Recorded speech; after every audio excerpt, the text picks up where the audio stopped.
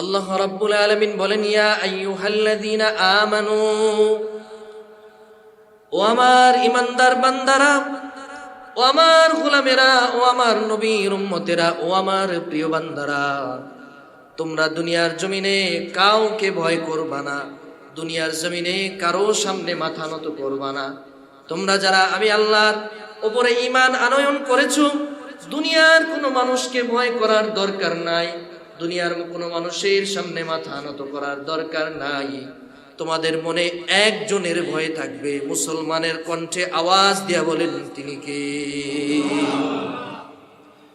কেমন ভয়? আল্লাহ তাআলা বলেন হাক্কা তুকাতিহি, এমন ভয় যেন তোমাদের অন্তরে থাকবে, যে ভয়টা দুনিয়ার কোনো মানুষের জন্য থাকবে না।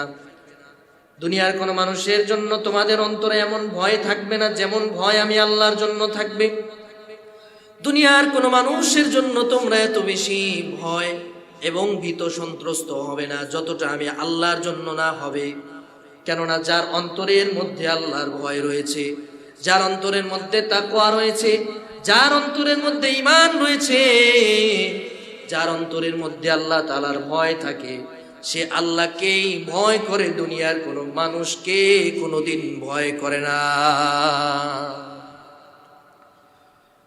আল্লাহ বলেন হাক্কা তুকাতিহি, ভয় করার মতো ভয় করবা। এই যে আমি আপনাদের সামনে তাকওয়ার আলোচনা করতেছি, আমি আপনাদেরকে আল্লাহ তাআলার ভয় সম্পর্কে জানাচ্ছি, কিন্তু আমার অন্তরের মধ্যে যদি আল্লাহর ভয় না থাকে, আমার অন্তরের মধ্যে যদি আল্লাহ তাআলার ভীত সন্ত্রস্ত অবস্থা যদি আল্লাহর ব্যাপারে আমার অন্তরের মধ্যে তৈরি না হয়, তাহলে আমি ইমাম সাহেব নিজেও প্রকৃত ইমানদার হতে পারলাম না। আমার মধ্যে প্রকৃত ইমানদারের বৈশিষ্ট্য নাই।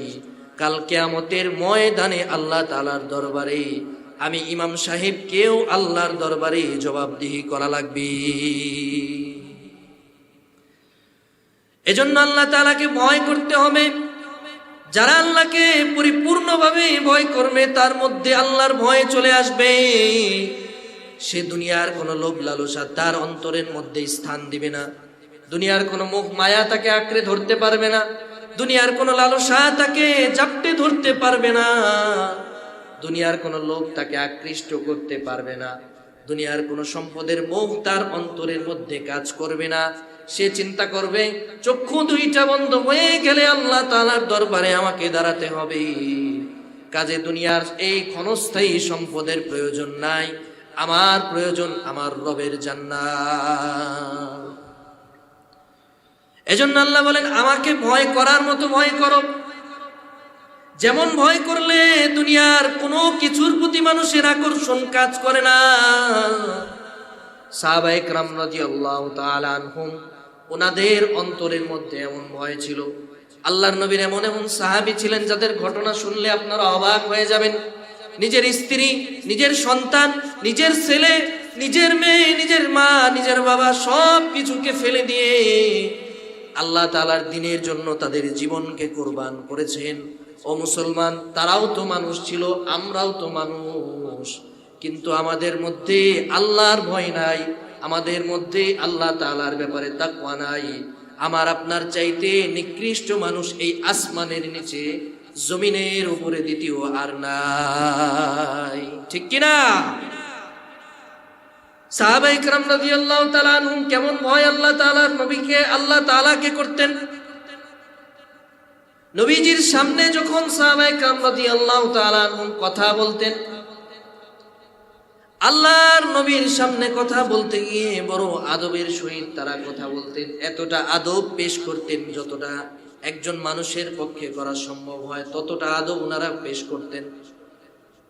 এরপর আল্লাহ তাআলা কোরআনে কারীমের মধ্যে আয়াত নাযিল করে জানায় দিলেন, লা তারফাউ আসওয়াতাকুম ফাওকা সাওতিন নবী, এই ঈমানদারেরা যারা নিজেদেরকে ঈমানদার বলে দাবি করো, সাবধান, তোমাদের নবীর সামনে উঁচু আওয়াজে তোমরা কোনোদিন কথা বলবা না। এই আয়াত যখন আল্লাহ তাআলা নাযিল করে দিলেন, খলিফাতুল মুসলিমিন হযরতে আবু বকর, হযরতে ওমর, বড় বড় সাহাবী যারা ছিলেন, ওনারা পর্যন্ত নবীর সামনে ভয় আর কথা বলেন না। হযরত ওমর এমন একজন সাহসী মানুষ ছিলেন, দুর্জয়ী মানুষ ছিলেন। দুর্ধর্ষ সাহস হযরত ওমরে ফারুকের অন্তরে ছিল। তিনি পর্যন্ত আল্লাহর নবীর সামনে ভয়ে কাকতি মিনতি করে কথা বলতেন। উনি চিন্তা করতেন, না জানি নবীর সামনে কথা বলতে গিয়ে না জানি কোনো ধরনের বেয়াদবি হয়ে যায়, আর নবী যদি অসন্তুষ্ট হয়ে যান আল্লাহ পর্যন্ত অসন্তুষ্ট হয়ে যাবে, আর আল্লাহ যদি কারো উপরে অসন্তুষ্ট হয়ে যায় ওই বান্দার জাহান্নাম ছাড়া আর কোনো গতি নাই। আলহামদুলিল্লাহিল্লাযী খালাকাস সামাওয়াতি ওয়াল আরদ ওয়া আরসালা ইলাইনা খায়রাল আমবিয়া'i ওয়া আ'যামার রাসূল الذي هدانا إلى سبيل الحق والنور ومن علينا بالإيمان والهدى فسبحان الذي بيده ملكوت كل شيء وإليه المصير ونشهد أن لا إله إلا الله وحده لا شريك له ونشهد أن سيدنا وسندنا ونبينا وحبيبنا ومولانا محمدا عبد الله ورسوله أرسله بالحق بشيرا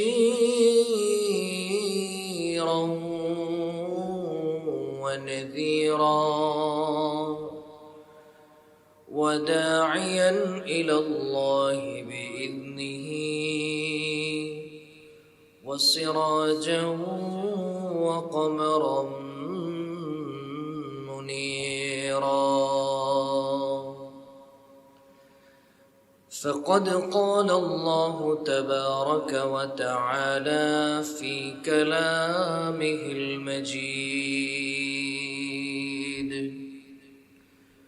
وفي فرقانه الحميد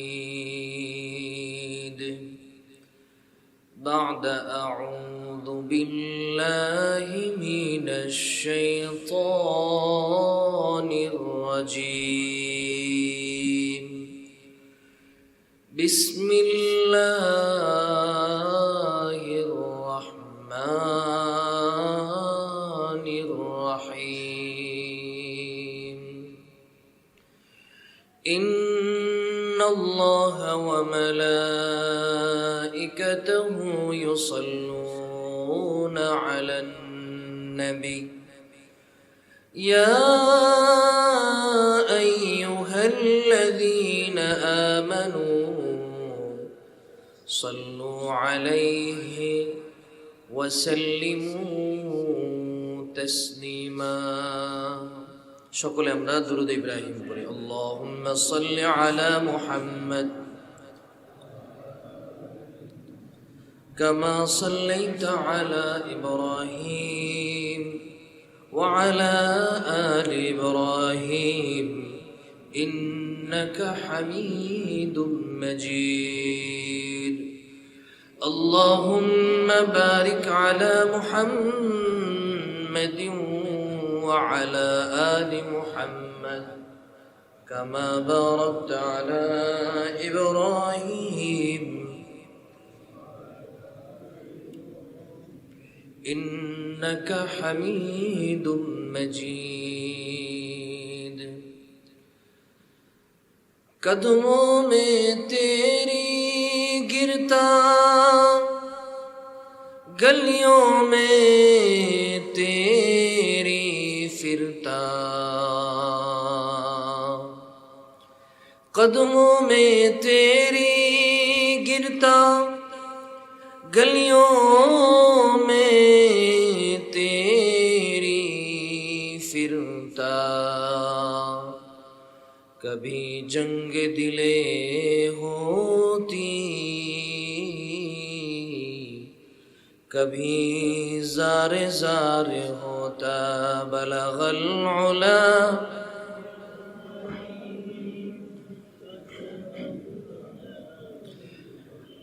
हसनत जमीउ खिसालिही, सल्लु अलैहि व आलिही। अल्हम्दुलिल्लाह।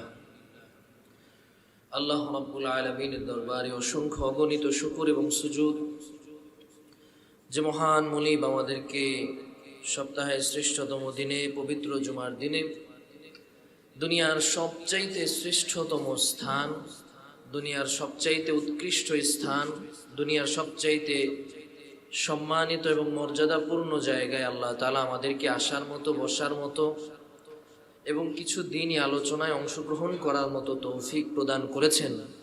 সকালে আল্লাহ রব্বে করিমের দরবারে শুকরিয়া আদায় করে বলি আলহামদুলিল্লাহ। আমরা কার শুকরিয়া আদায় করলাম? এই যে আমরা শুকরিয়া আদায় করতে পেরেছি, বলেন তো আমাদের এই শুকরিয়া আদায় করার জন্য আমাদের যে বডিটা, আমাদের যে শরীরটা, এটা কি সুস্থ না অসুস্থ? সুস্থ শরীরে, সুস্থ মনে, সুস্থ ঈমান নিয়ে, সুস্থ অবস্থায় আল্লাহ তাআলার ঘরে হাজির হতে পেরেছি। রব্বে করিম আমাদেরকে সেই তৌফিক দিয়েছেন। এজন্য আমরা আরেকবার মুসলমানের স্বরে, মুসলমানের কণ্ঠে, মুসলমানের জবানে, ঈমানদীপ্ত আওয়াজে সকলে উচ্চ স্বরে বলি আলহামদুলিল্লাহ। সম্মানিত হাজিরিন, বিগত সপ্তাহে আমাদের কারবালার আলোচনা হয়েছিল। কারবালার ইতিহাস নিয়ে আমরা সংক্ষিপ্ত আলোচনা করেছিলাম। সর্বশেষ যে মেসেজ আমরা গত আলোচনা থেকে পেয়েছিলাম, সেটার খোলাসা হচ্ছে যে আল্লাহ তাআলার দ্বীনের জন্য নিজেকে সঁপে দেওয়া, দ্বীনকে সমুন্নত করার জন্য, ইসলামকে জিন্দা রাখার জন্য, আল্লাহর নবীর সুন্নাহকে জিন্দা রাখার জন্য নিজের প্রাণ পর্যন্ত যদি চলে যায়, কখনো ইসলামকে মাইনাস করে, ইসলামকে অ্যাডজাস্ট করে, ইসলামকে মাইনাস করে বাদ দিয়ে আপনি ভালো থাকবেন, এই চিন্তা ভাবনা কোনো ইমানদারের হতে পারে না। সর্বক্ষেত্রে সবার প্রথমে ইসলামকে প্রায়োরিটি দিতে হবে, ইসলামকে মূল্যায়ন করতে হবে, নবীজির সুন্নাহকে মূল্যায়ন করতে হবে।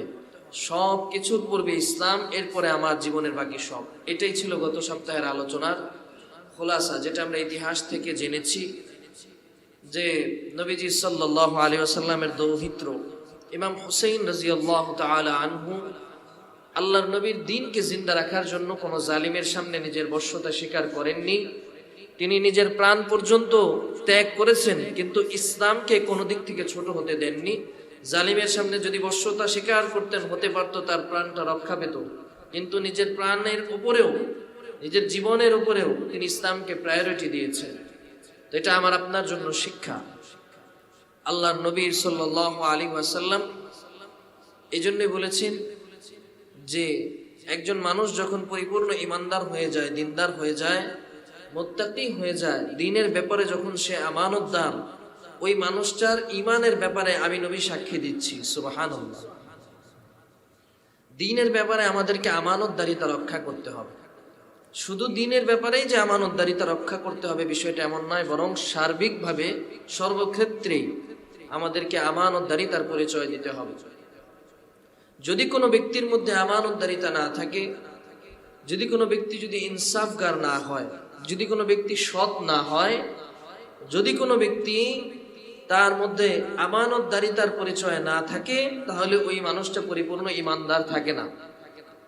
তাহলে সে ইমানদার যেহেতু থাকে না, তাহলে কি বেঈমান হয়ে যায়? না, বেঈমান হয়ে যায় না, বরং কিছু ক্ষেত্রে বেঈমানের চাইতে আরো নিকৃষ্ট জায়গায় সে পৌঁছে যায়, যেটাকে আমরা সহজ ভাষায় নবীজি সাল্লাল্লাহু আলাইহি সাল্লামের পরিভাষা অনুযায়ী মুনাফিক বলি।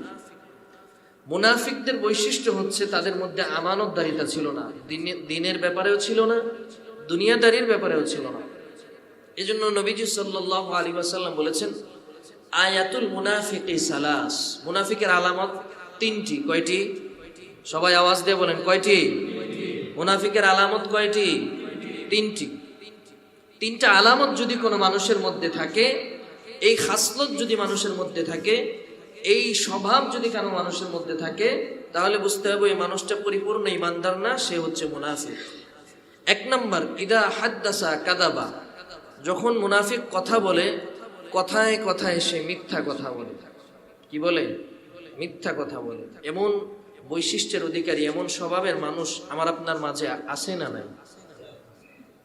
প্রয়োজন ব্যতীত মিথ্যা কথা বলে, গুজব রটায়, একজন আরেকজনের ব্যাপারে মিথ্যা অভিযোগ দায়ের করে, এমন মানুষ আমার আপনার চারপাশে অসংখ্য মানুষ ঘুর ঘুর করছে। এটা মুনাফিকের স্বভাব। ও ইদা ওয়াদা আখলাফা, দুই নাম্বার আলামত, দুই নাম্বার স্বভাব, দুই নাম্বার ক্যারেক্টারিস্টিক্স, বৈশিষ্ট্য হচ্ছে যখন মানুষের সাথে ওয়াদা করে, কোনো বিষয়ে অঙ্গীকারবদ্ধ হয়, সে সেটা ভঙ্গ করে। আপনি একজনের সাথে একটা বিষয়ে অঙ্গীকার করলেন, ওয়াদা করলেন, কোনো কারণে সেটা যদি পালন নাও করতে পারেন, আপনি সেখানে এক্সকিউজ দেখাতে পারেন, আপনি সেখানে অপারগতা দেখাতে পারেন যে এই কারণে আমি ভাই আপনার এই ওয়াদাটা রক্ষা করতে পারিনি। কিন্তু যার মেজাজই এরকম, যার স্বভাবই এরকম, যে কথায় কথায় মিথ্যা বলে এবং সে ওয়াদা করলে ওয়াদা ভঙ্গ করে, যার স্বভাবই এরকম, তার মধ্যে নবীজি বলেন সে হচ্ছে মুনাফিক। এর মধ্যে মুনাফিকের চিহ্ন রয়েছে। সর্বশেষ, ওয়া ইদা তুমিনা খানা, তিন নাম্বার মুনাফিকের বৈশিষ্ট্য হচ্ছে যখন তার কাছে আমানত রাখা হয়, যে কোনো কিছু আমানত রাখা হতে পারে, সম্পদও রাখা হতে পারে, কোনো কথাও আমানত রাখা হতে পারে, কোনো দায়িত্ব আমানত রাখা হতে পারে, যে কোনো কিছুই রাখা হোক না কেন, সেই ওই আমানতের খেয়ানত করে। এটা হচ্ছে মুনাফিকের স্বভাব। আমরা যে আলোচনাগুলো জুমার মধ্যে করি, এই আলোচনাগুলো যদি কোনো মানুষ শুনে, একজন পরিবারের প্রধান যদি শুনে, তাহলে তার পরিবারকে পরিচালনা করার পদ্ধতি সে জানবে। একজন সমাজপতি যদি শুনে, তাহলে সমাজটাকে সুষ্ঠুভাবে কিভাবে পরিচালনা করতে হবে সে সংক্রান্ত জ্ঞান সে এখান থেকে পাবে।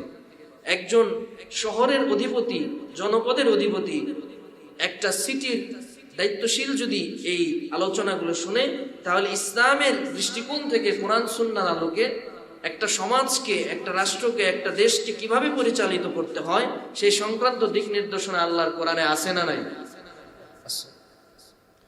তো নবীজি বললেন যে যে আমানতের খেয়ানত করে তার মধ্যে মুনাফিকের আলামত পাওয়া যায়। শুধুমাত্র দিনদারিতা না, দুনিয়াদারি না, দিনদারিতার ক্ষেত্রেও মুনাফিকের বৈশিষ্ট্য মানুষের মাঝে পরিলক্ষিত হয়। আপনাকে আল্লাহ তাআলা যেই দিনের ব্যাপারে আল্লাহ তাআলা জানালেন, সেটা দিনের বিধানগুলো যদি আপনি পালন না করেন, তাহলে আপনার মধ্যে মুনাফিকের খাসলত রয়েছে। আপনাকে আল্লাহ বলেছেন নামাজ পড়ার জন্য, আপনি নামাজ পড়েন না, বরং বিভিন্ন অজুহাত দেখিয়ে শিখিয়ে নামাজে আসেন না, আপনি মূলত মুনাফিকই করলেন। আপনি আল্লাহ তাআলার বিধানকে কোনোভাবে অবজ্ঞা করে দুনিয়ার অন্য কাজকে প্রায়োরিটি দিয়ে, প্রাধান্য দিয়ে আল্লাহ তাআলার ইবাদতকে আপনি মাইনাস করলেন, এটাও মুনাফিকের আলামত। এবং এটা আরো জঘন্যতম গুনাহ। দুনিয়াদার মানুষের সাথে আপনি যখন মুনাফিকি করবেন, সে আপনার বৈশিষ্ট্য সম্পর্ক জেনে দুনিয়াদারে এর সাথে আপনি পরবর্তীতে সে আপনার সাথে, মানে তার সাথে আপনার সম্পর্ক থাকতেও পারে, নাও থাকতে পারে, তার থেকে তার প্রতি আপনি মুখাপেক্ষী নাও থাকতে পারেন, কিন্তু আল্লাহ তাআলার কাছে যেহেতু আমরা সকলে মুখাপেক্ষী, কাজে ইবাদতের ক্ষেত্রে যদি আমরা নিফাকি দেখাই, তাহলে সেক্ষেত্রে এটার পরিণতি আরো ভয়াবহ হবে। এই জন্য রাসূল করিম সাল্লাল্লাহু আলাইহি ওয়াসাল্লাম আমাদেরকে এই বিষয়গুলো থেকে সতর্ক থাকার জন্য নির্দেশ দিয়েছেন। ইবাদত করার জন্য আল্লাহ তাআলা আমাকে আপনাকে আদেশ করেছেন। ইবাদত করতে গেলে আমার আপনার ইবাদতের নিয়ম কানুন জেনে ইবাদত করতে পারলে হতে পারে ইবাদত আল্লাহর কাছে পৌঁছে যদি আমরা দিতে পারি, আল্লাহ তাআলা চাইলে কবুল করতে পারেন, না চাইলে কবুল নাও করতে পারেন। কিন্তু আমার আপনার দায়িত্ব হচ্ছে আল্লাহ তাআলাকে নির্ভেজাল একটা ইবাদত উপহার দেওয়া, আল্লাহ তাআলার সামনে নিজের নির্ভেজাল আমল নামাটা আল্লাহর কাছে রাখা, আল্লাহ তাআলার সামনে পেশ করা, এটা আমার আপনার দায়িত্ব। কাজেই আল্লাহ যে আদেশ দিয়েছেন, জানি না আমি ইবাদত কবুল হবে কি হবে না, কিন্তু আল্লাহ তাআলা যেহেতু আমাকে আদেশ করেছেন, এই জন্য আমার আপনার আল্লাহ তাআলার সামনে ইবাদত বন্দেগী করার এই প্রবণতা, এই আগ্রহ কাজ করতে হবে, এটা একজন মুমিনের বৈশিষ্ট্য। এজন্য নবীজি সাল্লাল্লাহু আলাইহি সাল্লাম যৌবনকালের ইবাদতকে অনেক বেশি প্রায়োরিটি দিতেন। এর কয়েকটা যুক্তিও রয়েছে, যথেষ্ট লজিক্যাল এই বিষয়টা। কেননা যৌবনকালে একটা মানুষ যখন ইবাদত করে, সে তার ভারসাম্য বজায় রেখে ইবাদত করতে পারে। একজন যুবক যতক্ষণ দাঁড়িয়ে নামাজ পড়তে পারবে, একজন বৃদ্ধ কিন্তু নামাজ পড়তে পারবে না। বৃদ্ধ বয়সে মানুষ স্বাভাবিকভাবে তার মধ্যে কবরের একটা ভয় চলে আসে, মৃত্যুর ভয় চলে আসে, এজন্য সে ইবাদত বন্দেগী করে।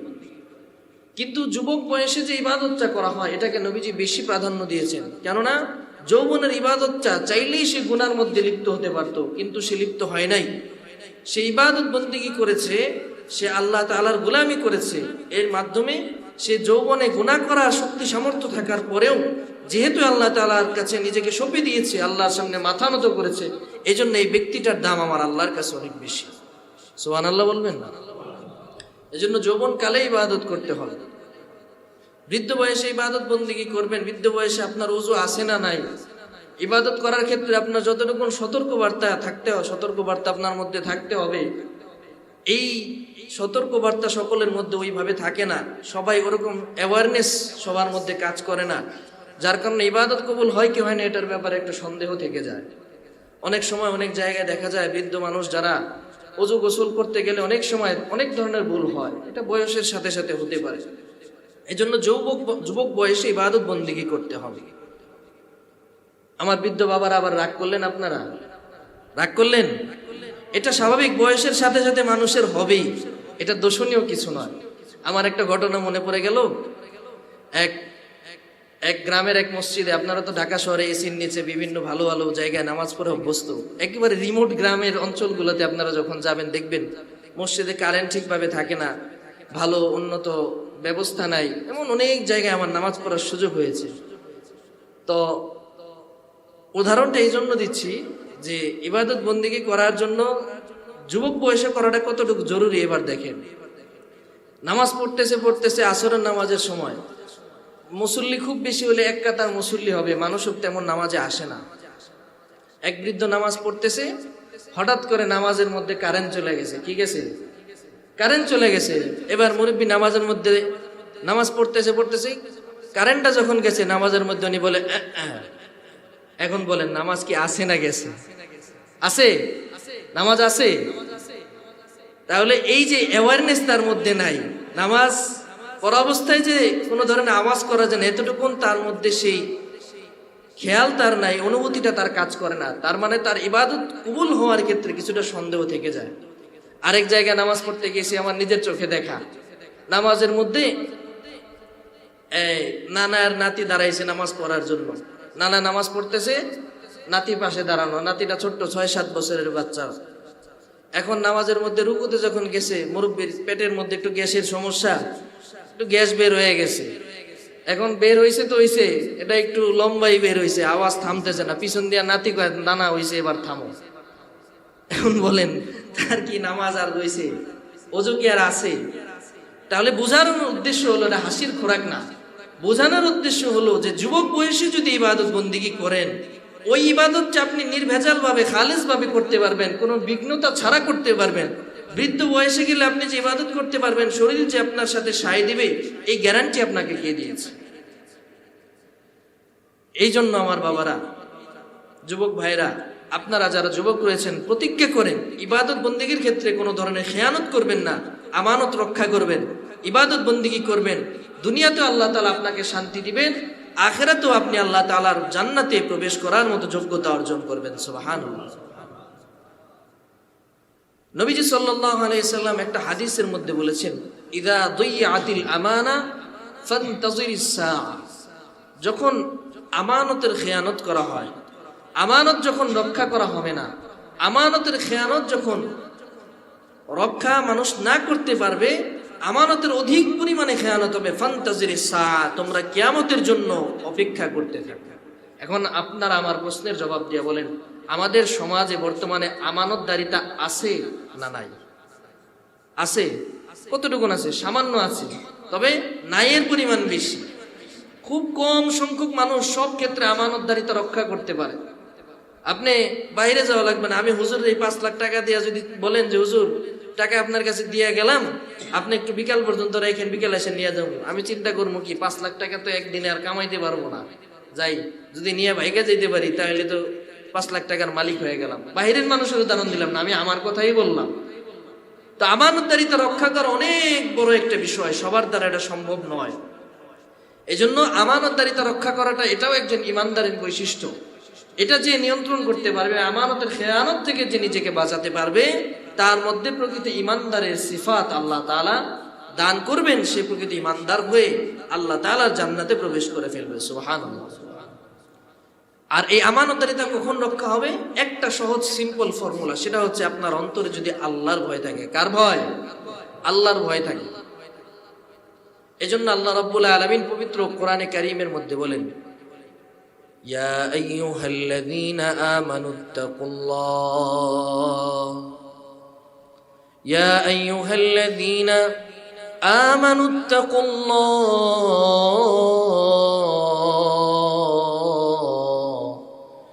হাক্কা তুকাতিহি ওয়া লা তামুতুন্না ইল্লা ওয়া আনতুম মুসলিমুন।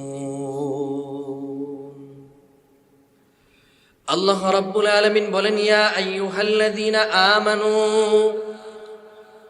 ও আমার ইমানদার বান্দারা, ও আমার গোলামেরা, ও আমার নবীর উম্মতেরা, ও আমার প্রিয় বান্দারা, তোমরা দুনিয়ার জমিনে কাউকে ভয় করবা না, দুনিয়ার জমিনে কারো সামনে মাথা নত করবা না। তোমরা যারা আমি আল্লাহর উপরে ঈমান আনয়ন করেছো, দুনিয়ার কোনো মানুষকে ভয় করার দরকার নাই, দুনিয়ার কোনো মানুষের সামনে মাথা নত করার দরকার নাই। তোমাদের মনে একজনের ভয় থাকবে, মুসলমানের কণ্ঠে আওয়াজ দিয়া বলেন তিনি কে?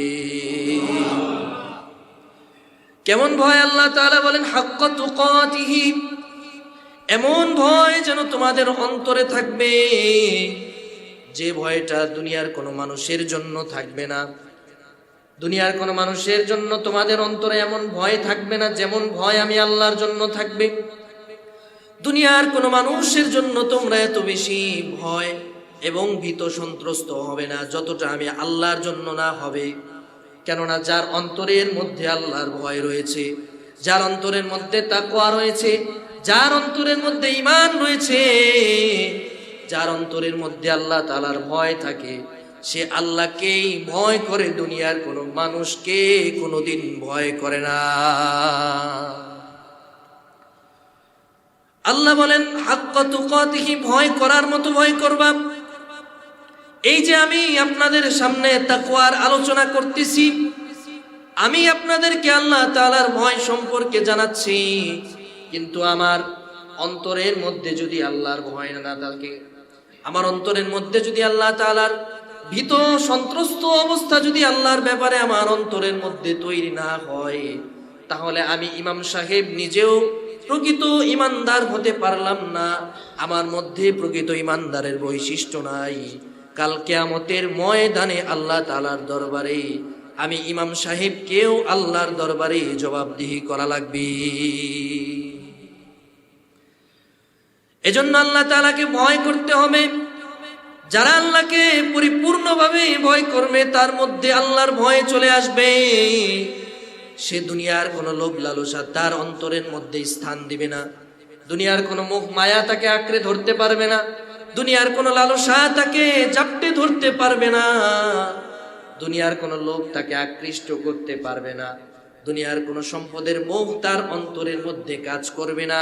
সে চিন্তা করবে চক্ষু দুইটা বন্ধ হয়ে গেলে আল্লাহ তাআলার দরবারে আমাকে দাঁড়াতে হবে, কাজে দুনিয়ার এই ক্ষণস্থায়ী সম্পদের প্রয়োজন নাই, আমার প্রয়োজন আমার রবের জান্নাত। এজন্য আল্লাহ বলেন আমাকে ভয় করার মতো ভয় করো, যেমন ভয় করলে দুনিয়ার কোনো কিছুর প্রতি মানুষের আকর্ষণ কাজ করে না। সাহাবায়ে কেরাম রাদিয়াল্লাহু তাআলা আনহুম, ওনাদের অন্তরের মধ্যে এমন ভয় ছিল। আল্লাহর নবীর এমন এমন সাহাবী ছিলেন যাদের ঘটনা শুনলে আপনারা অবাক হয়ে যাবেন। নিজের স্ত্রী, নিজের সন্তান, নিজের ছেলে, নিজের মেয়ে, নিজের মা, নিজের বাবা সব কিছুকে ফেলে দিয়ে আল্লাহ তাআলার দ্বীনের জন্য তাদের জীবনকে কোরবান করেছেন। ও মুসলমান, তারাও তো মানুষ ছিল, আমরাও তো মানুষ, কিন্তু আমাদের মধ্যে আল্লাহর ভয় নাই, আমাদের মধ্যে আল্লাহ তাআলার ব্যাপারে তাকওয়া নাই। আমার আপনার চাইতে নিকৃষ্ট মানুষ এই আসমানের নিচে, জমিনের উপরে দ্বিতীয় আর নাই, ঠিক কিনা? সাহাবায়ে কেরাম রাদিয়াল্লাহু তাআলা আনহুম কেমন ভয় আল্লাহ তাআলার নবীকে, আল্লাহ তাআলাকে করতেন। নবীজির সামনে যখন সাহাবায়ে কেরাম রাদিয়াল্লাহু তাআলা আনহুম কথা বলতেন, আল্লাহর নবীর সামনে কথা বলতে গিয়ে বড় আদবের সহিত তারা কথা বলতেন। এতটা আদব পেশ করতেন যতটা একজন মানুষের পক্ষে করা সম্ভব হয়, ততটা আদব ওনারা পেশ করতেন। এরপর আল্লাহ তাআলা কোরআনে কারীমের মধ্যে আয়াত নাযিল করা জানায় দিলেন, লা তারফাউ আসওয়াতাকুম ফাওকা সাওতিন নবী। এই ইমানদারেরা, যারা নিজেদেরকে ইমানদার বলে দাবি করো, সাবধান, তোমাদের নবীর সামনে উঁচু আওয়াজে তোমরা কোনোদিন কথা বলবা না। এই আয়াত যখন আল্লাহ তাআলা নাযিল করে দিলেন, খলিফাতুল মুসলিমিন হযরতে আবু বকর, হযরতে ওমর, বড় বড় সাহাবী যারা ছিলেন, ওনারা পর্যন্ত নবীর সামনে ভয় আর কথা বলেন না। হযরতে ওমর এমন একজন সাহসী মানুষ ছিলেন, দুর্জয়ী মানুষ ছিলেন, দুর্ধর্ষ সাহস হযরতে ওমরে ফারুকের অন্তরে ছিল। তিনি পর্যন্ত আল্লাহর নবীর সামনে ভয়ে কাকতি মিনতি করে কথা বলতেন। উনি চিন্তা করতেন, না জানি নবীর সামনে কথা বলতে গিয়ে না জানি কোনো ধরনের বেয়াদবি হয়ে যায়, আর নবী যদি অসন্তুষ্ট হয়ে যান, আল্লাহ পর্যন্ত অসন্তুষ্ট হয়ে যাবে। আর আল্লাহ যদি কারো উপরে অসন্তুষ্ট হয়ে যায়, ওই বান্দার জাহান্নাম ছাড়া আর কোনো গতি নাই। এজন্য আল্লাহ তাআলার ভয় কারো মধ্যে যদি চলে আসে, সে পরিপূর্ণ ঈমানদারে পরিণত হয়ে যায়। আল্লাহর ভয় যখন চলে আসবে, আমানতদারিতাও আপনার মধ্যে আসবে। আমানতদারিতা যদি আপনার মধ্যে চলে আসে, দুনিয়ার সবচাইতে শ্রেষ্ঠ মানুষে আপনাকে যিনি পরিণত করে দিবেন, সবাই বলেন তিনি কে? আমানতদারিতা রক্ষা করতে হবে, আমানতদার হতে হবে, এটা ঈমানদারের বৈশিষ্ট্য।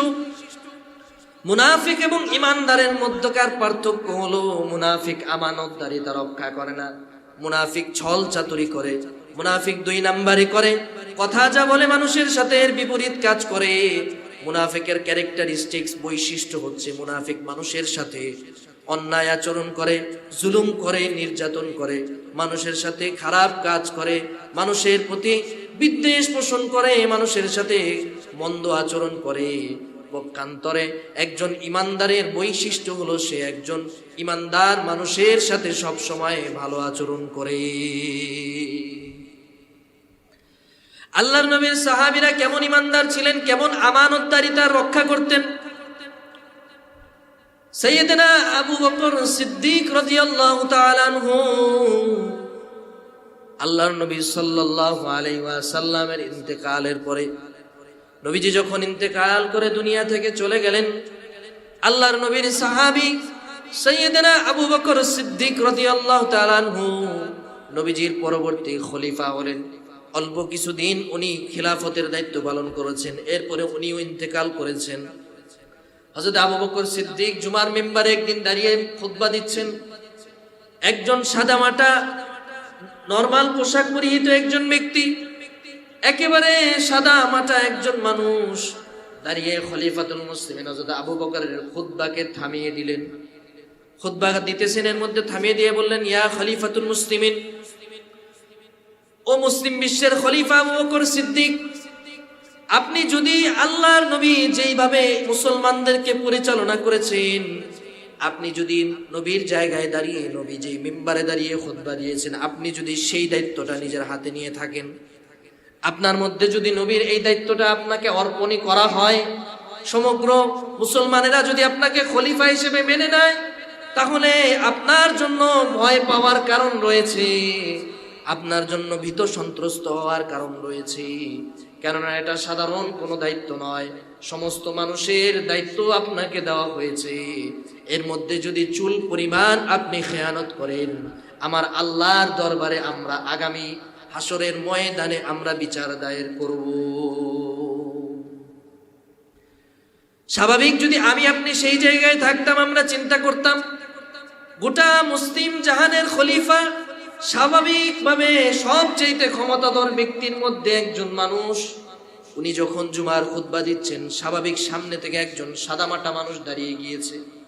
আমি আপনি থাকলে চিন্তা করতাম কে বেয়াদব, হয়তো প্রশ্ন করতে পারতো জুমার মিম্বরের মধ্যে দাঁড়িয়ে কেন সে আমাকে প্রশ্ন করলো, জনসম্মুখে কেন সে আমাকে হুমকি দিল।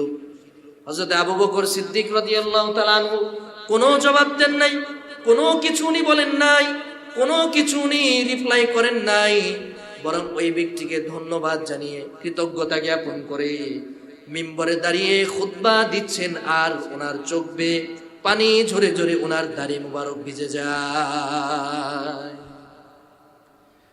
কেন ওনার মধ্যে এই ভয় তৈরি হয়ে গেল? ওনাদের অন্তরের মধ্যে তাকওয়া ছিল, আল্লাহর ভয় ছিল।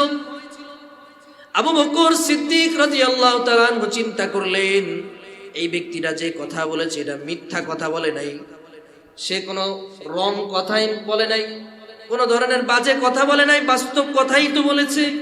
আমাকে যেই মহা দায়িত্ব দেওয়া হয়েছে, আমি যদি এই দায়িত্ব পালনে ব্যর্থ হয়ে যাই, কাল কিয়ামতের ময়দানে আল্লাহ তাআলার আদালতে আমাকে জবাবদিহি করা লাগবে। এজন্য আমানতদারিতা রক্ষা করা এটা অনেক বড় একটা দায়িত্ব। স্বাভাবিকভাবে বিষয়টা দেখলে আপনি বুঝবেন না কত বড় যে মহা জিম্মাদারি। একটা পরিবারের মধ্যে 6 জন সদস্য রয়েছে, এই 6 জন মানুষকে পরিচালনা করার দায়িত্ব আপনি বাবা, আপনার উপরে যে কত বড় দায়িত্ব এটা আপনি আন্দাজ করতে পারছেন না। পরিবারের একটা মানুষ যদি বেদিন হয়ে যায়, একটা মানুষ যদি দিন থেকে দূরে সরে যায়, একটা মানুষ যদি দিন পালনে ব্যর্থ হয়, কাল কিয়ামতের ময়দানে বাবা হিসেবে আপনাকে জবাবদিহি করা লাগবে। চিন্তা করেছেন আপনি? অনেক বড় দায়িত্ব, অনেক বড় জিম্মাদারি, অনেক বড় বিষয় আল্লাহ তাআলা আমাকে আপনাকে দিয়েছেন। এজন্য আমানতদারিতা রক্ষা করা এটা আমার আপনার জন্য দায়িত্ব, এটা আমার আপনার জন্য কর্তব্য, এটা আমার আপনার উপরে জিম্মাদারি। এই জিম্মাদারি আমাকে আপনাকে যিনি দিয়েছেন, বলেন সবাই তিনি কে? এতটা সহজ নয়, যতটা হালকাভাবে দেখছেন ততটা সহজ নয়। আমানতদারি রক্ষা করা অনেক বড় দায়িত্ব। এজন্য আমানতদারিতা রক্ষা করতে হবে। আমি আপনাদের সামনে এখানে বসে কথা বলছি, আপনাদের অনেকের দৃষ্টিতে মনে হতে পারে হুজুর তো কোনো কষ্টের কাজ করেন না, আসেন নামাজ পড়ান, বয়ান করেন, চলে যান, মাস শেষে বেতন নেন। মনে হতে পারে কোনো পরিশ্রমের কাজ আমরা করি না, কিন্তু এই যে এতগুলা মুসল্লি, আমাদের মসজিদে প্রায় 600-700 মানুষ নামাজ পড়ে, এবারে যে যদি 400-500 মানুষও নামাজ পড়ে, এই প্রতিটা মানুষের আখেরাতের জিম্মাদারি আপনারা আমাকে দিয়ে তারপর এখানে বসিয়েছেন। চিন্তা করতে পেরেছেন?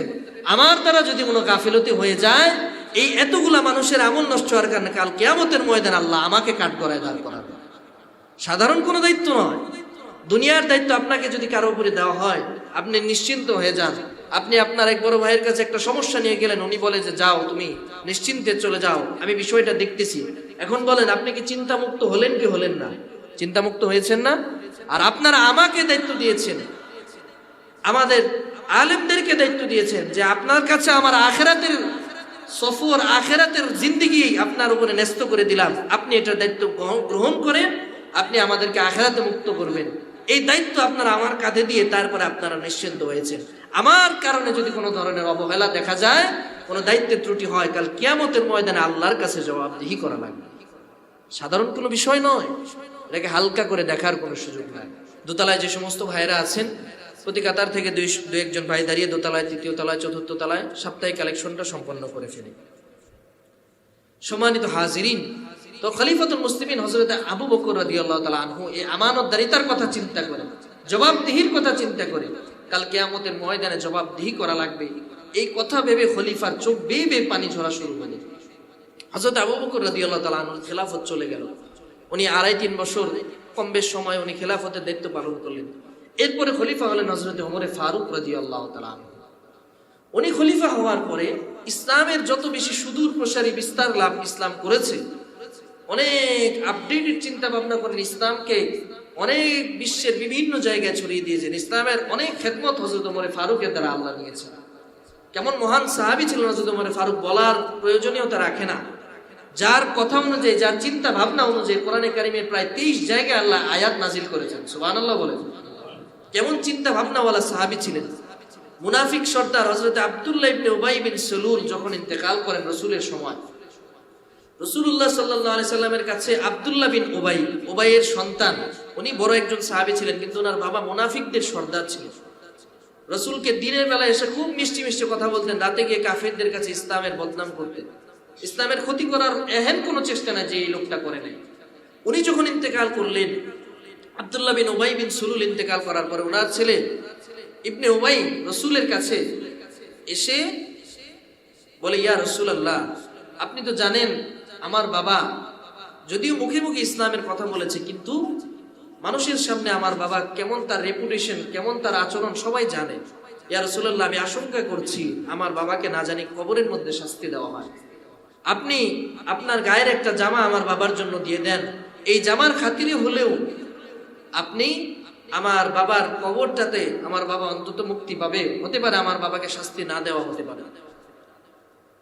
তো যখন ইন্তেকাল করলো, জামা দেওয়ার কথার আগে জানাজা পড়তে হয়। নবীজি জানাজার জন্য যখন রওনা দিচ্ছেন, হযরত ওমরে ফারুক দাঁড়িয়ে গেলেন, বললেন, ইয়া রাসূলুল্লাহ, আপনি এই লোকের জানাজায় অংশগ্রহণ করবেন না। আল্লাহ রাসূল বললেন, ওমর, আল্লাহ তো আমাকে নিষেধ করেন নাই, এখনো তো ওহী আসে না আমার উপরে নিষেধাজ্ঞার ব্যাপারে। রাসূল করিম সাল্লাল্লাহু আলাইহি সাল্লাম গেলেন, জানাজা পড়ালেন, এরপরে নিজের গায়ের জামা ওই মুনাফিক সর্দারের জন্য আল্লাহ রাসূল দিয়ে দিলেন। পরবর্তীতে আল্লাহ তাআলা ওহী নাজিল করে হযরত ওমরের পক্ষে আল্লাহ সাক্ষী দিলেন। সুবহানাল্লাহ। যে হযরত ওমর যা বলেছে এই কথাটাই সত্যি।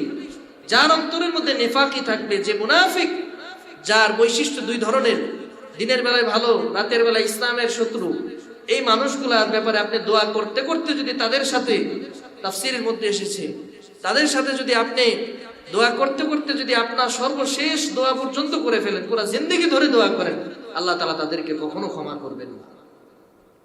হযরত ওমর ফারুক রাদিয়াল্লাহু তাআলা আনহুর সময়ে, উনি যখন খলিফা হলেন, ইসলামের ব্যাপক উন্নতি চলছে, বিভিন্ন বিশ্বের বিভিন্ন জায়গায় ইসলামের দাওয়াত, ইসলামের বাণী পৌঁছাচ্ছে। একই ঘটনা পুনরাবৃত্তি হলো। হযরত ওমর ফারুক খুতবা দিচ্ছেন, একই ব্যক্তি দাঁড়িয়ে হযরত ওমর ফারুকের সামনেও কাউন্টার দিল, বলল, ইয়া আমিরুল মুমিনিন, আপনি গোটা মুসলিম বিশ্বের খলিফা, আপনি এত বড় জিম্মাদারি নিয়েছেন, আপনি এত বড় দায়িত্ব নিয়েছেন, এত বড় দায়িত্ব আল্লাহ তাআলা আপনাকে দিয়েছেন, সাবধান, এই দায়িত্বের ব্যাপারে কোনো ধরনের গাফিলতি দেখাবেন না, আল্লাহ তাআলার দরবারে কিন্তু আপনাকেও কাঠগড়া দেওয়ার হতে পারে। এই কথা যখন বললো, হযরত ওমর ফারুক একটু রাগী মেজাজের মানুষ ছিলেন। উচিত ছিল ওনার জায়গায় যদি আমি থাকতাম, হযরত আবু বকরের সাথে যে ঘটনা ঘটেছে ওটা যদি আমি দেখে থাকতাম, আবার যখন এই দায়িত্বটা যখন হযরত ওমর ফারুকের কাছে আছে, ওই জায়গায় যদি আমি থাকতাম, তাহলে ওই লোকটাকে আমি ধরতাম, বলতাম যে এর আগের বারও তুমি বেশি কথা বলেছো, আজকেও দাঁড়িয়ে বেয়াদবি করলা, কেন পরে বলা কি যেত না আমাকে, এখন কেন তুমি দাঁড়ালা, এই খুতবা কেন তুমি বন্ধ করলা? তাকে প্রশ্ন করাটা যৌক্তিক ছিল। কিন্তু একই ঘটনা হযরত ওমর ফারুকও ঘটালেন। উনি যখন এই ব্যক্তির কথা শুনলেন, এই ওয়ার্নিং শুনলেন, ধমকি শুনলেন, হযরত ওমর ফারুক রাদিয়াল্লাহু তাআলা আনহু উনিও কান্না করে করে ওনার দাড়ি মোবারক ভিজে গেল। সুবহানাল্লাহ।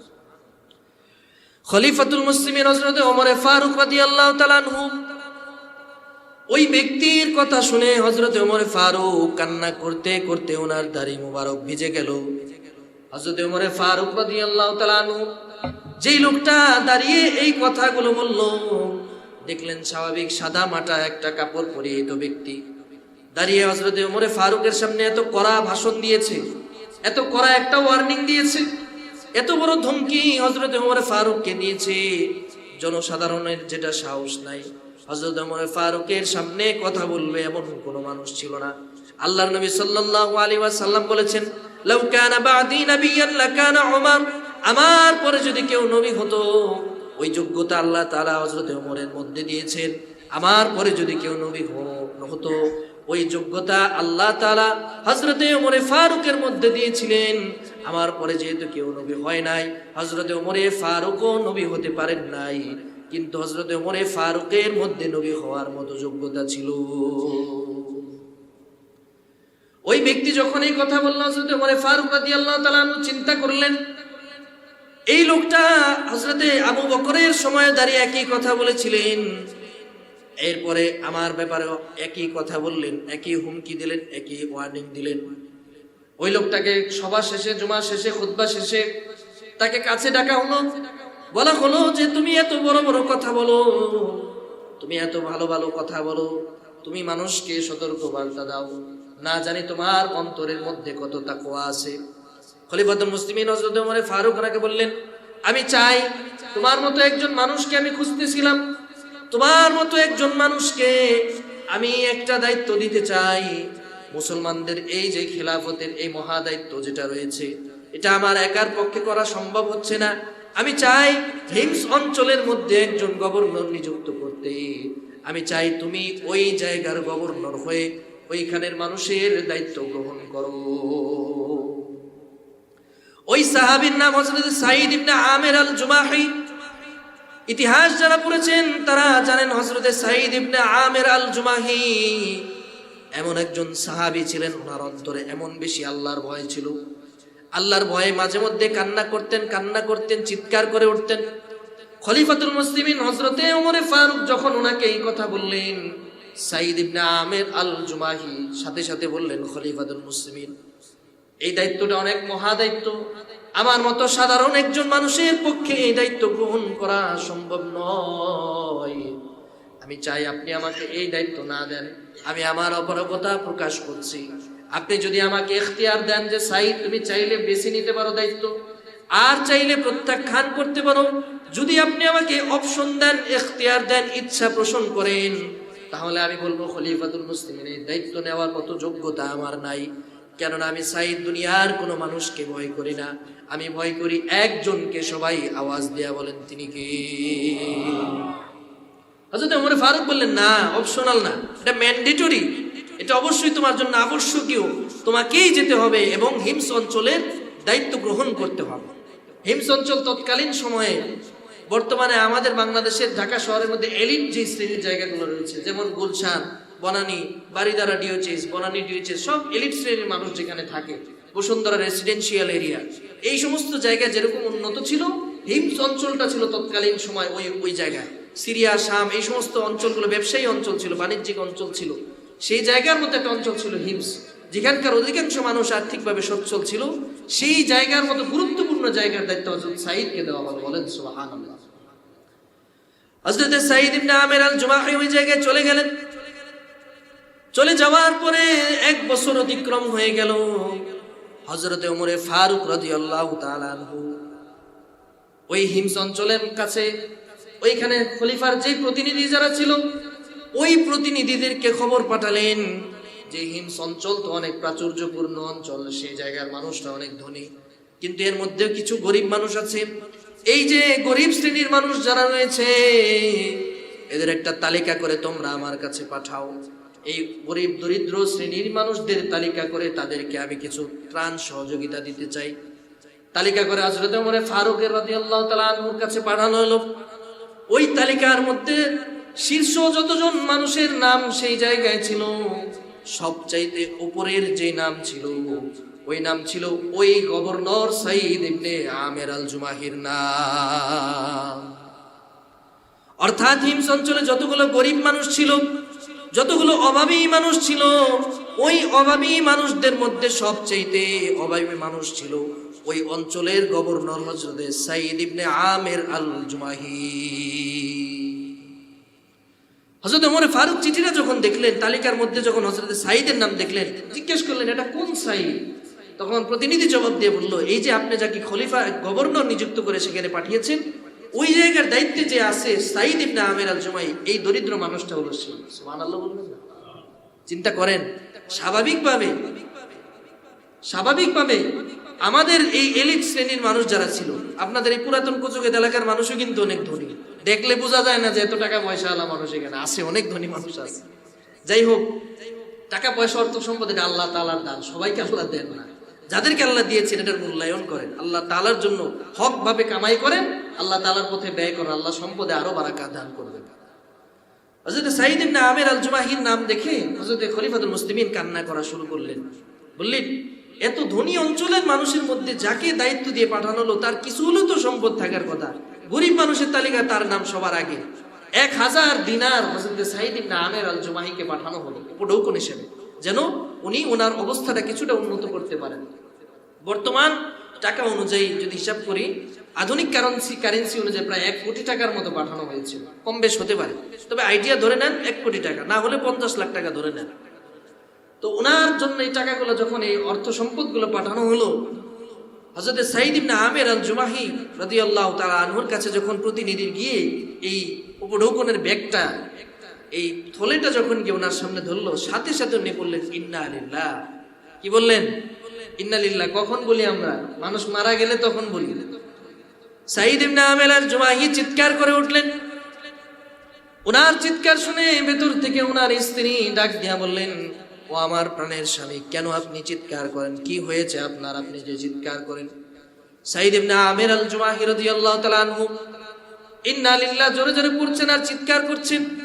স্ত্রী মনে করেছেন খলিফাতুল মুসলিমিন হযরত ওমর ফারুক ইন্তেকাল করেছেন, এই জন্য হয়তো বা সাঈদ ইবনে আমির আল জুমাহি কান্না করছেন। স্ত্রী ডাক দিয়া বলে, প্রাণের স্বামী আমার, মুসলমানদের কি কোনো বড় বিপদ হয়েছে? বলে, না, হয় নাই। বলে, তাহলে কি খলিফাতুল মুসলিমিন হযরত ওমর ফারুককে শহীদ করে দেওয়া হয়েছে? বলে, না, এমন কোনো ঘটনা হয় নাই, তার চাইতেও জঘন্যতম কাজ হয়েছে। বলে, কি জঘন্যতম কাজ হয়েছে?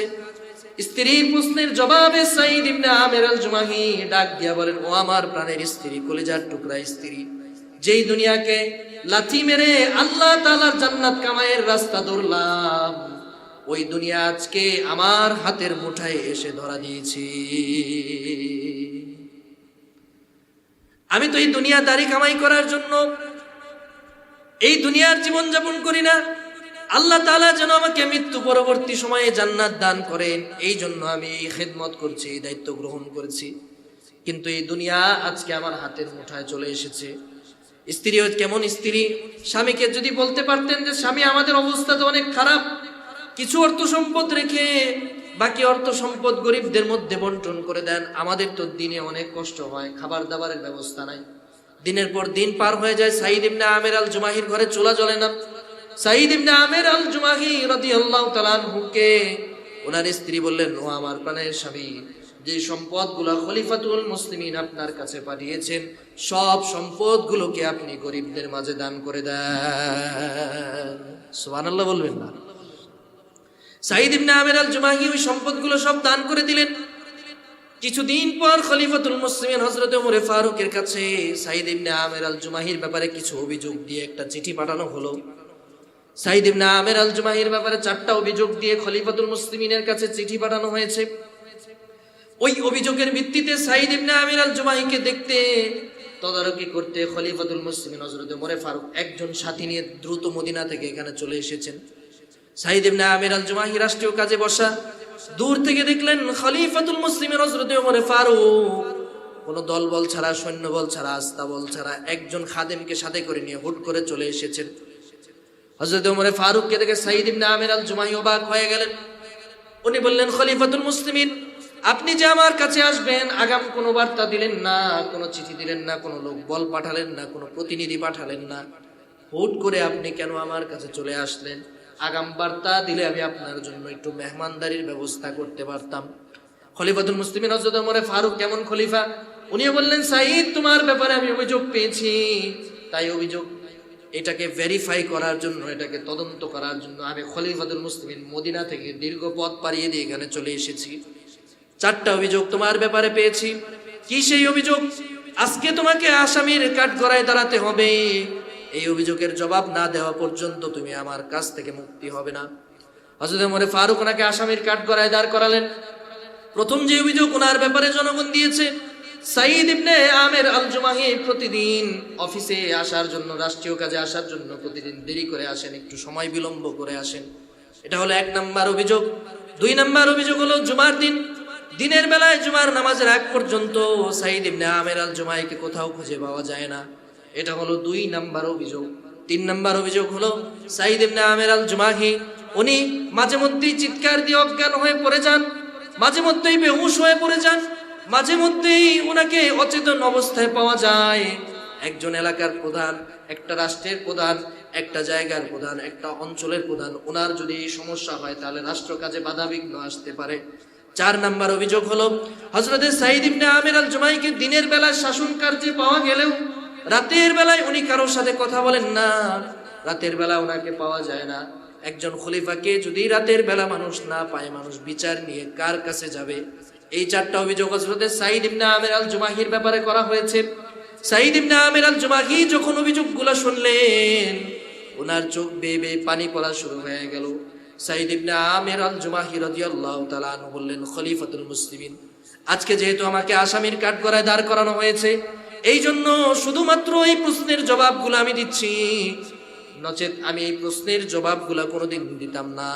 কারণ যে কারণে এই অভিযোগগুলো আমার উপরে উঠেছে, এই কারণগুলোর পিছনে যা রয়েছে এগুলো সব দুনিয়ার কোনো মানুষের জন্য করি না, একজনকে সন্তুষ্ট করার জন্য করি। তিনি কে? এক নাম্বার অভিযোগ, উনি প্রতিদিন দেরি করে অফিসে আসেন, দেরি করে রাষ্ট্রীয় কার্যে উনি আসেন। এই প্রশ্নের জবাবে সাঈদ ইবনে আমির আল জুমাহি বলেন, খলিফাতুল মুসলিমিন, আপনি আমাকে এই যে মহান জিম্মাদারি দিয়েছেন, এই হিমস অঞ্চলের দায়িত্ব দিয়েছেন, এই দায়িত্ব পালন করতে গিয়ে সারাদিন আমার শেষ হয়ে যায়, কিন্তু আমার বাসার খাবার রান্না করার জন্য আলাদা কোনো খাদেমের ব্যবস্থা নাই, কোনো কাজের লোক নাই, কোনো ভালো উন্নত মানের খাবার নাই। আমি সাঈদ নিজের হাতে জবগুলোকে জাতার মধ্যে পিষে পিষে ওগুলো দিয়ে রুটি বানিয়ে খামির তৈরি করে নিজের হাতে রান্না করে নিজে খেয়ে আমার অসুস্থ স্ত্রীটাকে খাইয়ে পরে আসি, এই জন্য সামান্য দেরি হয়ে যায়। দুই নাম্বার অভিযোগ হলো, প্রতিদিন জুমার সময়, প্রতি সপ্তাহে জুমার সময় আমি জুমার আগ পর্যন্ত কারোর সাথে দেখা করতে পারি না, এই সুযোগ আমার হয় না। খলিফাতুল মুসলিমিন, আমি সাঈদের পরনের জন্য মাত্র একটাই জামা রয়েছে, অধিক জামা নাই। এই জামাটা প্রতিদিন শুক্রবার দিন আমি ফজরের পরে ধুয়ে দেই, নিজের হাতে জামাটা ধুই, এরপরে এই জামাটা শুকিয়ে ওটা পরে আমি ফজরের পর থেকে ধুয়ে জুমার নামাজে আসার জন্য প্রস্তুতি গ্রহণ করি। এই কাজে সারাদিন সময় আমার লেগে যায়, যার কারণে কোনো রাষ্ট্রীয় কাজে আমি সেদিন অংশগ্রহণ করতে পারি না। তিন নম্বর অভিযোগ হলো, মাঝে মধ্যে তুমি অবচেতন হয়ে যাও, মাঝে মধ্যে তুমি অচেতন হয়ে যাও, মাঝে মধ্যে তুমি বেহুশ হয়ে যাও। এর পেছনে কারণ কি? হযরত সাঈদ ইবনে আমির আল জুমাহি বললেন, এই যে আমি অচেতন হয়ে যাই, আল্লাহর নবী জাহান্নামের যে সমস্ত আলোচনাগুলোর কথা বলেছেন, ওই কথাগুলো মাঝে মধ্যে আমার অন্তরের মধ্যে চলে আসে। ওই কথাগুলো যখন আমি শুনি, ওই কথাগুলো যখন আমি কল্পনা করি, আমি সাঈদ ইবনে আমির আল জুমাহি আমার নিজেকে ধরে রাখতে পারি না, যার কারণে আমি বেহুশ হয়ে মাঝে মধ্যে অচেতন অবস্থায় পড়ে থাকি। চার নাম্বার অভিযোগ হলো, দিনের বেলা আমাকে পাওয়া না গেলে রাতের বেলা কেন পাওয়া যায় না? দিনের বেলা আমি রাষ্ট্রীয় কাজে থাকি, কিন্তু রাতের বেলায় কেউ আমাকে পায় না। এর পেছনে কারণ হলো, সারাদিন আমি রাষ্ট্রীয় কাজে ব্যস্ত থাকি, বিভিন্ন কাজে মানুষের বিভিন্ন বিষয়ে সমস্যা নিয়ে কাজ করি, এজন্য দিনের বেলায় আমার ইবাদত বন্দেগী করার কোনো সুযোগ হয় না। এজন্য মাগরিবের নামাজের পর থেকে নিয়ে গোটা রাত, সারা রাত জেগে জেগে আমি আমার রবের দরবারে সিজদায় পড়ে থাকি। আল্লাহু আকবার বলেন। হযরত সাঈদ ইবনে আমির আল জুমাহির এই কথাগুলো শুনে খলিফাতুল মুসলিমিন হযরত ওমর ফারুক কান্না করতেছেন, গোটা মুসলিম উম্মাহ কান্না করতেছে, সমস্ত মানুষ কান্না করতেছে।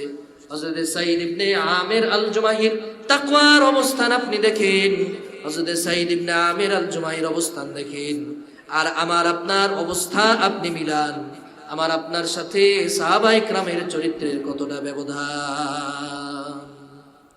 এজন্য আমার আপনাকে সাহাবায়ে কেরামের এই আদর্শে আদর্শিত হতে হবে, ওনাদের জীবন থেকে শিক্ষা গ্রহণ করতে হবে। কেমন আমানতদার ওনারা ছিলেন, একটা অঞ্চলের শাসক, সবচাইতে গরিব মানুষ ছিলেন, অথচ আমার আপনার স্বাভাবিক একটা ছোট্ট দায়িত্ব যদি আমার আপনার উপরে আসে, আমার আপনার পা যেন মাটি দিয়ে পড়ে না। কথা বলেন ঠিক কিনা?